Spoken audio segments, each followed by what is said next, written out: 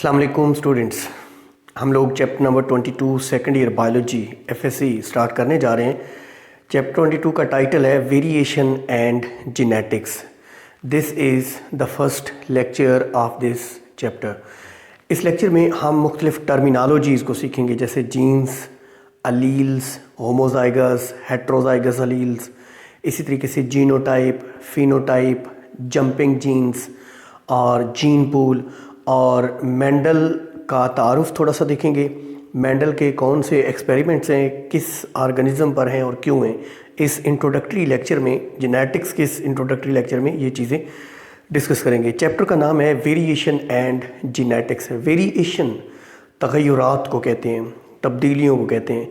जैसे हम तमाम इंसान एक ही स्पीशी हैं, लेकिन हम एक दूसरे से मुख्तलिफ हैं। हमारे दरमियान वेरिएशंस हैं, कद कामत में, स्किन कलर में, इसी तरीके से इंटेलिजेंस में, ठीक है, हेयर स्टाइल में, आई कलर में, इसी तरीके से डिफरेंट स्पीशीज़ में भी वेरिएशंस हैं। हम और बफलो, काउज, लाइन्स, लेपर्ड्स हमसे टोटली डिफरेंट है, ये वेरिएशंस हैं।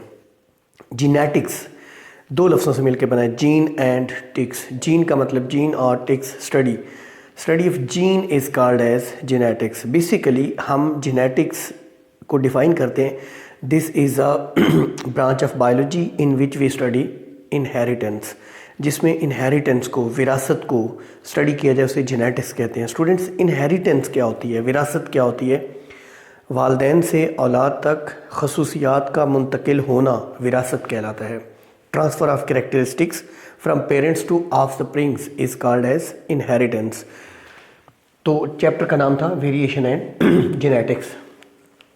ये जो हेरेडिटरी कैरेक्टरिस्टिक्स होते हैं, वो कैरेक्टरिस्टिक्स जो इनहेरिट होते हैं, वो कैरेक्टरिस्टिक्स जो ऑफस्प्रिंग्स अपने पेरेंट्स से लेते हैं गैमीट्स की शक्ल में। गैमीट्स के अंदर वो कैरेक्टरिस्टिक्स प्रेजेंट होती हैं। फॉर एग्जांपल, ह्यूमन बीइंग के यहाँ जो बच्चा पैदा होता है वो हमेशा ह्यूमन बीइंग ही होता है। काऊ के यहाँ जो बच्चा पैदा होता है वो काऊ होता है। इसी तरीके से शीप का बच्चा शीप होता है। जैसे शीप का बच्चा टेट्रापोड है, ह्यूमन बीइंग बाइपेडल है। ह्यूमन तमाम बाइपेडल होते हैं, दो पाँव पे चलने वाले होते हैं। इसी तरीके से ह्यूमन बीइंग्स इंटेलिजेंट मैमल्स हैं, ये इंटेलिजेंट है, इनका ब्रेन डेवलप्ड है, ठीक है, इनमें इंटेलिजेंस होती है। तो ये वो कैरेक्टरिस्टिक्स हैं जो हमने अपने पेरेंट्स से इनहेरिट किए, इनको हेरिडिटरी कैरेक्टरिस्टिक्स कहते हैं। ये जो कैरेक्टरिस्टिक्स हैं ये जीन्स की शक्ल में पेरेंट्स से ऑफस्प्रिंग्स तक मुंतकिल होते हैं। अब सेक्सुअल रिप्रोडक्शन के ज़रिए जानदार अपने बच्चे पैदा करते हैं, तो सेक्सुअल रिप्रोडक्शन में दो पेरेंट्स हैं, एक फादर है, एक मदर है। फादर स्पर्म देता है, मदर ओवम देती है। स्पर्म में आधे, स्पर्म और एग को गैमीट्स कहते हैं। तो इनमें हाफ क्रोमोसोम आते हैं स्पर्म से, हाफ क्रोमोसोम आते हैं एग से, यानी हाफ जो जीन्स हैं वो किधर होती हैं। अब हमें मालूम है ना कि क्रोमोसोम बेसिकली डीएनए और हिस्टोन्स के बने हुए हैं, तो डीएनए के पार्ट्स को जीन्स कहते हैं। Parts of DNA, basically DNA में दो स्ट्रैंड होते हैं। डीएनए एक डबल स्ट्रैंडेड मॉलिक्यूल है जिसमें नाइट्रोजनस बेसेस होती हैं। एडेनिन थाइमीन के साथ 2 हाइड्रोजन बॉन्ड बनाती है, गुआनिन साइटोसिन के साथ 3 हाइड्रोजन बॉन्ड्स बनाती है। तो ये एडेनिन, गुआनिन, इनको बेस पेयर्स बोलते हैं। ये जो बेस सीक्वेंस है डीएनए के अंदर, ये बड़ा स्पेसिफिक होता है। बेस सीक्वेंस जो एक प्रोटीन या एक सिंगल प्रोटीन के लिए कोड करता है, उसको एक जीन कहते हैं। स्टूडेंट्स समझिए जीन क्या होती हैं। यूनिट ऑफ बायोलॉजिकल इंफॉर्मेशन है। हम कहते हैं जीन्स क्या हैं, बायोलॉजिकल इंफॉर्मेशन, यानी वो इंफॉर्मेशन जो लिविंग ऑर्गेनिजम्स अपने ऑफस्प्रिंग्स तक मुंतकिल करते हैं, जो लिविंग ऑर्गेनिजम्स में होती है, उसको बायोलॉजिकल इंफॉर्मेशन, ये उसका यूनिट है, ठीक है। अच्छा, डीएनए के अंदर बेसिस लीनियर ऑर्डर में है, और पार्ट्स ऑफ डीएनए जो प्रोटीन सिंथेसिस के लिए कोड करते हैं वो एक जीन कहलाते हैं। बेसिकली जीन की डेफिनेशन क्या होगी, तारीफ़ क्या होगी कि parts of DNA comprising of its nitrogenous base sequence which code for a protein is called a gene.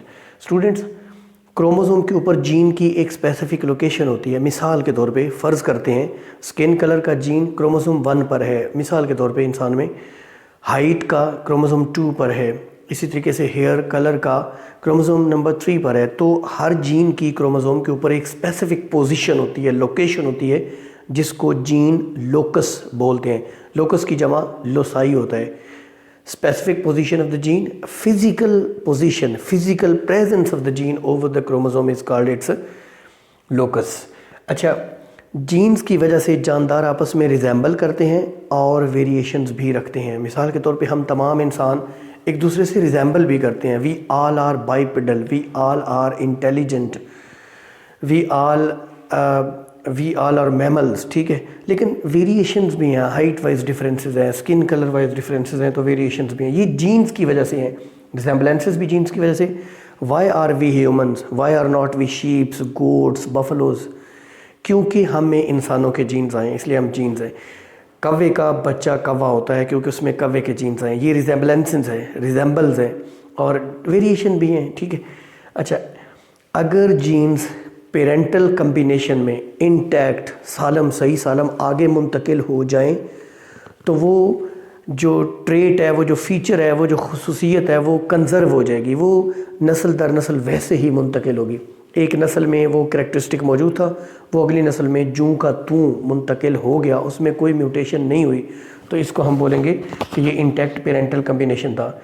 लेकिन समटाइम्स जीन्स के अंदर म्यूटेशन हो जाती है, जगलिंग हो जाती है, शफलिंग हो जाती है. इन सारे लफ्ज़ों का एक ही मतलब है, म्यूटेशन हो जाती है. और म्यूटेशन कैसे होती है? जीन के अंदर सडन चेंज आ जाता है. Sudden change in the gene sequence is called as mutation. इसकी दो टाइप्स हमने पढ़ी थी. चैप्टर 22 का लास्ट टॉपिक पॉइंट म्यूटेशन और क्रोमोसोमल एब्रेशन. हम आगे बढ़ते हैं. Homologous chromosomes, two chromosomes having same shape, same size and same points of centromeres are called as homologous chromosomes. Homologous chromosomes दो ऐसे क्रोमोसोम्स जिनकी शेप, साइज और पॉइंट्स ऑफ सेंट्रोमेयर एक जैसे हों, वो एक दूसरे के होमोलोगस क्रोमोसोम्स होते हैं. ज़रा कॉन्सेप्ट समझ लीजिए होमोलोगस क्रोमोसोम्स का क्या है. जो भी जानदार सेक्सुअली रिप्रोड्यूस करते हैं उनके बच्चों में क्रोमोसोम्स के दो सेट्स होते हैं. एक मदर सेट देती है, एक सेट फादर देता है. तो एक ही तरह के दो क्रोमोसोम होंगे, वो एक दूसरे के होमोलोगस क्रोमोसोम्स कहेंगे. इंसान में सोमैटिक सेल्स के अंदर 46 क्रोमोसोम होते हैं. 23 मदर से आए हुए हैं और उसी तरह के 23 फादर से आए हुए हैं. मिसाल के तौर पे हमारा स्किन कलर है, या आप एयर लोब को ले लें, कान की लोब जुड़ी है या फ्री है, इसके लिए दो अलील्स हैं. एक फादर ने दी है, या कह लें दो जीन्स हैं. एक जीन फादर ने दी है, एक जीन मदर ने दी है. कान की लोब जुड़ी होगी या आज़ाद होगी, ये दोनों जीन्स मिलकर डिसाइड करेंगी, ठीक है. तो ये है होमोलोगस क्रोमोसोम्स का कंसेप्ट. दो ऐसे क्रोमोसोम्स जिनकी शेप, साइज़ और पॉइंट्स ऑफ सेंट्रोमेयर सेम हों, वो एक दूसरे के होमोलोगस क्रोमोसोम. तो इंसान में कितने जोड़े हुए होमोलोगस क्रोमोसोम्स के? 23 जोड़े हैं. पहले 22 ऑटोसोम्स हैं, ऑटोसोमल पेयर्स हैं, और 23rd सेक्स पेयर है, ठीक है जी. होमोलोगस क्रोमोसोम में एक दूसरे का होमोलोग और दूसरा पहले का होमोलोग. जैसे दो दोस्त हैं, एक पहला दूसरे का दोस्त, दूसरा पहले का दोस्त. होमोलोगस क्रोमोसोम में हर पेयर को होमोलोग कहते हैं. स्टूडेंट्स, अब ज़रा अलील का कॉन्सेप्ट देखिएगा. अलील्स क्या होती हैं? हर जीन जोड़े की शक्ल में होगी क्योंकि क्रोमोसोम जोड़ों की शक्ल में है. मिसाल के तौर पे हमारा स्किन कलर है, इसका एक जीन मदर ने दिया है अपने क्रोमोसोम की वजह से, और एक फादर ने दिया है. दोनों जो हैं एक ही ट्रेट के लिए जो दो जीन्स हैं वो एक दूसरे के अलील्स कहलाते हैं. जीन्स पेयर्स की शक्ल में होती हैं. एक जीन पेयर में हर मेंबर को अलील बोलते हैं. क्लियर हुई बात? मैं इसलिए ये कॉन्सेप्ट क्लियर करना बहुत ज़रूरी है. वो तमाम जानदार जो सेक्सुअली रिप्रोड्यूस करते हैं उनमें क्रोमोसोम्स के दो सेट्स होते हैं. एक जीन हर ट्रेट के लिए फादर से आती है, एक जीन हर ट्रेट के लिए मदर से आती है. तो हर ट्रेट के लिए कितनी जीन्स हुई? दो. वो दोनों एक दूसरे की, चूँकि वो एक ही ट्रेट के लिए हैं, एक ही लोकस पर प्रेजेंट हैं, वो एक दूसरे की अलील्स कहलाती हैं. मिसाल के तौर पे ये एक होमोलोगस पेयर मैंने शो की है, ये एक होमोलोग है, ये दूसरा होमोलोग है. ये लफ्ज़ क्या है? होमोलोग. द ईच पार्टनर और each member of a homologous pair is called as homologue. Right students, दो टर्म्स इस्तेमाल होती हैं, होमो सेम, जाइगस जोड़ा.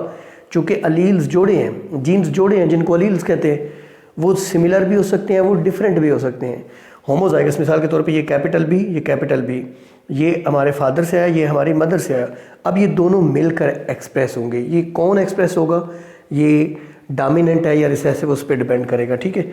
तो ये दोनों अगर एक जीन जोड़े के दोनों अलील्स डोमिनेंट हों, सेम हों, तो वो शख्स इस जीन जोड़े के लिए होमोजाइगस कहलाएगा, होमोजाइगस होगा। देखिए जैसे ये कैपिटल बी स्मॉल डी ये होमोजाइगस डोमिनेंट है, ये होमोजाइगस रिसेसिव है। हम जेनेटिक में ये मेंडल ने एक रूल दिया था कि डोमिनेंट ट्रेट का पहला लेटर ले लें, मिसाल के तौर पे टॉलनेस एक ट्रेट है जो कि डोमिनेंट है, तो इसका टॉल से टी ले लेंगे, पहला लेटर ले लेंगे, डोमिनेंट ट्रेट के लिए कैपिटल और रिसेसिव के लिए स्मॉल लिखेंगे। ये होमोजाइगस डोमिनेंट है और ये होमोजाइगस रिसेसिव है, ये हेट्रोजाइगस है।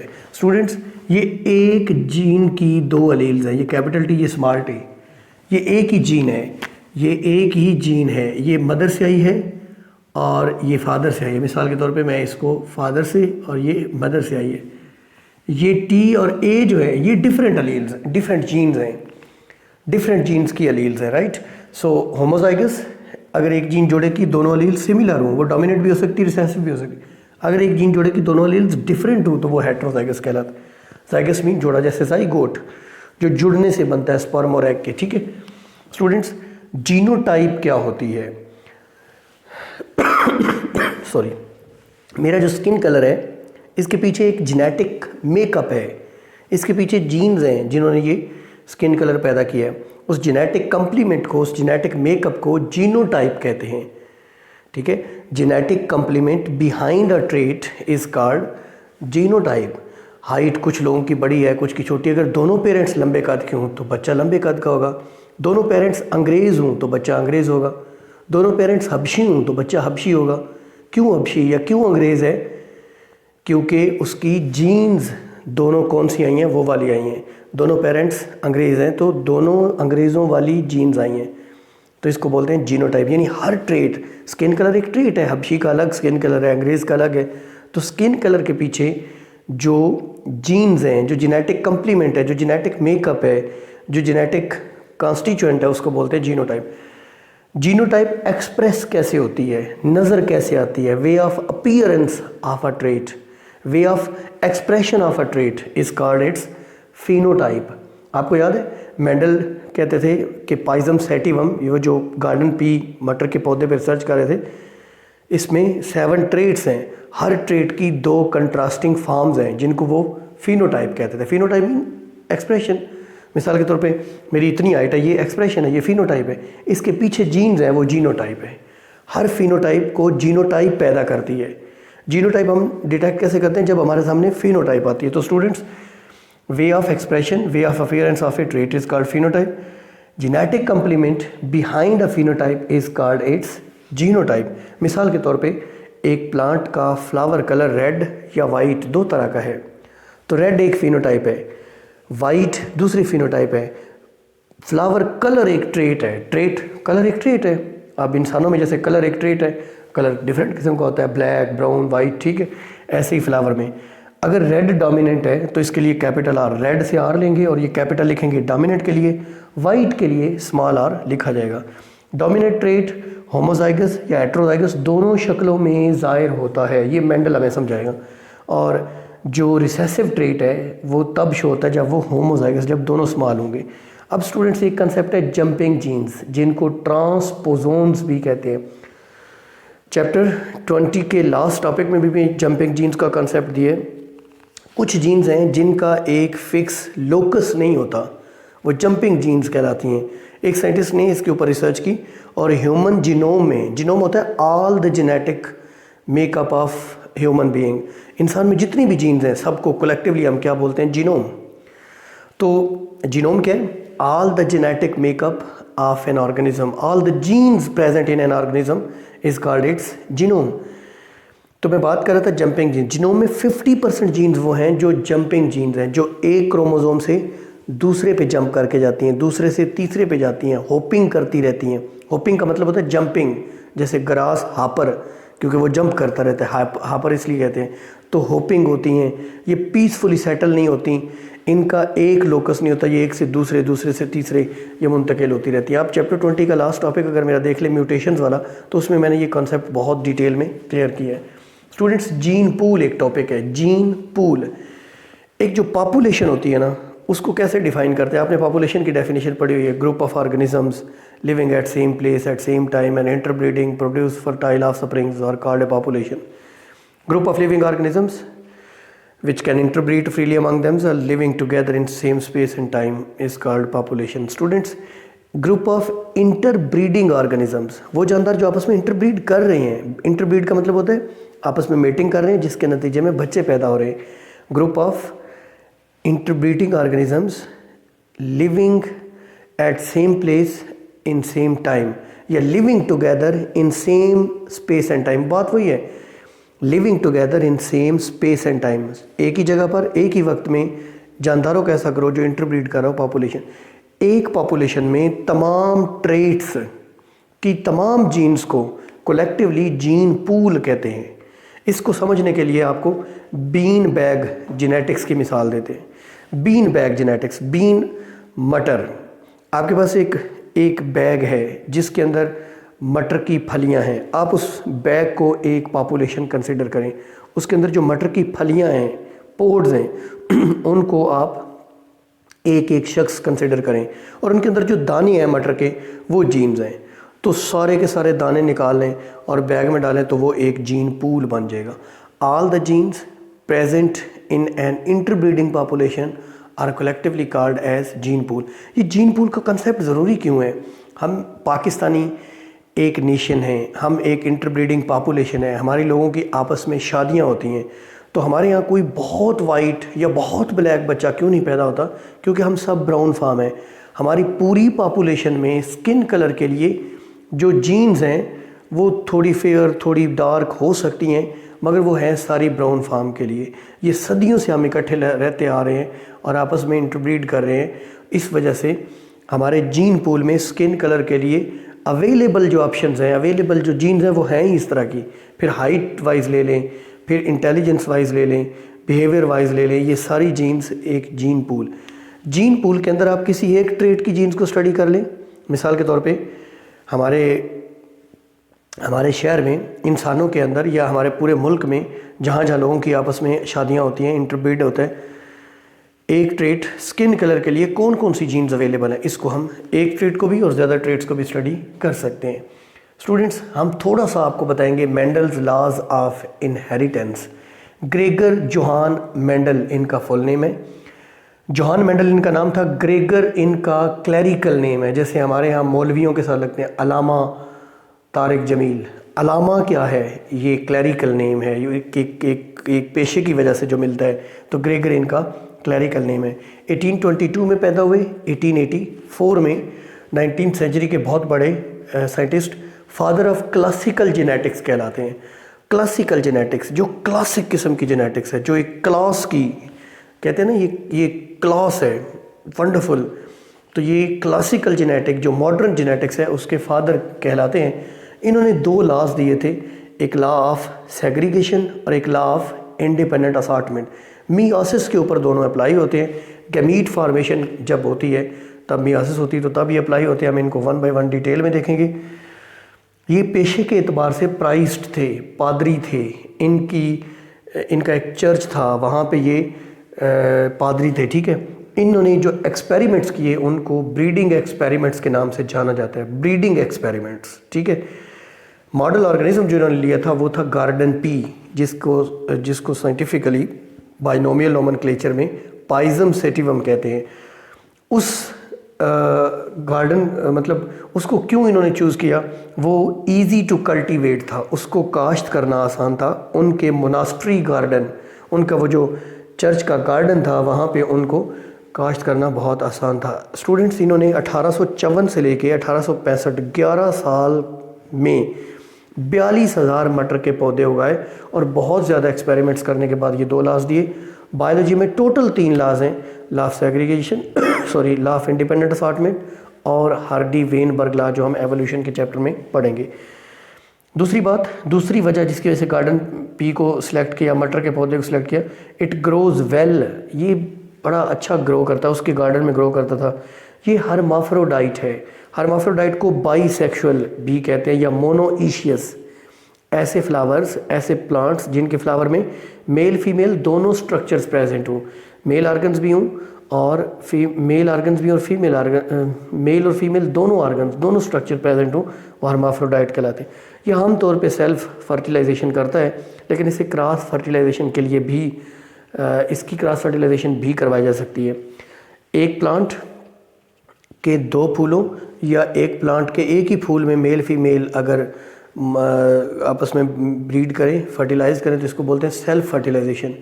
एक स्पीशी के दो डिफरेंट प्लांट्स हैं, तो एक के जो पोलन ग्रेन्स हैं वो दूसरे के कार्पल पे जाके गिरें, तो इसको बोलते हैं क्रॉस फर्टिलाइजेशन। स्पीशी सेम ज़रूरी है। इसका जनरेशन गैप थोड़ा है, ये जल्दी जल्दी पैदा होता है, ग्रो करता है और फिर फल दे देता है, ठीक है। और इसमें 7 ट्रेट्स थे जिनकी दो कंट्रास्टिंग फॉर्म्स थी, दो फिनोटाइप्स थी। हम वो 7 देखते हैं कौन कौन से। एक तो थी प्लांट हाइट के एतबार से गार्डन पी का प्लांट 2 तरह का था, एक टाल और एक शॉर्ट। 6 से 7 फुट का टाल प्लांट भी था और 9 से 18 इंच का शॉर्ट प्लांट भी था। अगले 2 ट्रेट्स हैं फ्लावर के लिए, फ्लावर कलर और फ्लावर पोजीशन। फूल का जो रंग है वो 2 तरह का था, एक पर्पल था और एक वाइट था, सफ़ेद और जामनी। फ्लावर की पोजीशन, या तो फ्लावर है एक्सियल या टर्मिनल किसी ब्रांच के एंड पर लगा होता है, और एक्सियल मतलब जहाँ पे लीफ फूटता है, एक्सिस के ऊपर, एंगल के ऊपर प्रेजेंट होता है। अगले 2 पोड के हवाले से हैं। पोड होती है फली, मटर की जो फली है, पोड कलर, पोड शेप। पोड का जो कलर है वो होता था ग्रीन या येलो, ठीक है। आगे हम सीड कलर भी देखेंगे, वो भी ग्रीन या येलो होता था। और शेप या इन्फ्लेटेड या कंस्ट्रिक्टेड। इन्फ्लेटेड मीन फूली हुई और कंस्ट्रिक्टेड मीन पिचकी हुई, या तो फली अच्छी खासी फूली हुई होती थी या फिर दबी हुई होती थी। सीड के हवाले से भी 2 ट्रेट्स हैं, सीड कलर और सीड शेप। सीड कलर भी 2 तरह का था, येलो और ग्रीन। सीड शेप जो है वो या तो थी राउंड, बिल्कुल गोल सीड था, या रिंकल्ड, उसके ऊपर झुर्रियाँ पड़ी हुई थी। तो स्टूडेंट्स, एक हाइट है, बाकी 2 फ्लावर के, 2 पोड के और 2 सीड के ट्रेट्स हैं। टोटल कितने ट्रेट्स हैं? 7। और हर ट्रेट की 2 फिनोटाइप्स थी। जैसे height, plant height, garden pea की हाइट एक ट्रेट है, इसकी 2 फिनोटाइप्स हैं, टाल और शॉर्ट। तो ये था हमारा मेंडल्स लॉज ऑफ इनहेरिटेंस में इंट्रोडक्टरी लेक्चर। नेक्स्ट लेक्चर में हम लॉ ऑफ सेग्रीगेशन, उससे नेक्स्ट लेक्चर में हम लॉ ऑफ इंडिपेंडेंट असार्टमेंट देखेंगे। हमने देखा वेरिएशन एंड जेनेटिक्स की इंट्रोडक्शन, जीन्स क्या हैं, अलील्स क्या हैं, लोकस क्या है, होमोजाइगस हेटेरोजाइगस जीन्स क्या होती हैं, जीनोटाइप फिनोटाइप क्या होती है, जंपिंग जीन्स क्या होती हैं जिनको ट्रांसपोजोन्स भी कहते हैं। हमने जीन पूल को देखा, बीन बैग जेनेटिक्स को देखा। इसी तरीके से हमने मेंडल्स लॉज ऑफ इनहेरिटेंस में इंट्रोडक्शन देखा, गार्डन पी को क्यों लिया, मेंडल कौन थे, इनका फुल नेम क्या था, कब पैदा हुए, कब वफ़ात हुई, पेशे के एतबार से प्राइस थे, कौन से एक्सपेरिमेंट्स किए, ब्रीडिंग एक्सपेरिमेंट्स किए। ये था हमारा टॉपिक और this is all about this topic.